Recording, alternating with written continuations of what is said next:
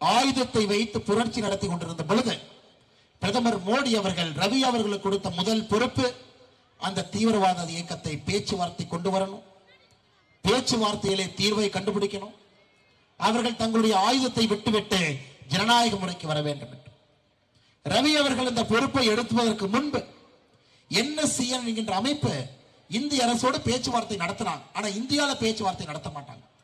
அவர்கள் பேச்சுவார்த்தை நடத்துவதெல்லாம் அயல் நாட்டில் பெர்லின்ல, டோக்கியோல, பிலிப்பைன்ஸ்ல, நியூயார்க்ல, பாரிஸ்ல, மேட்ரிட்ல, இதை போன்ற வெளிநாடுகள்ல இந்தியாவிலிருந்து ஒரு குரூப், NSCN ஐசக் மூவையா ஒரு குரூப், இவங்க போய் உட்கார்ந்து பேசுவாங்க.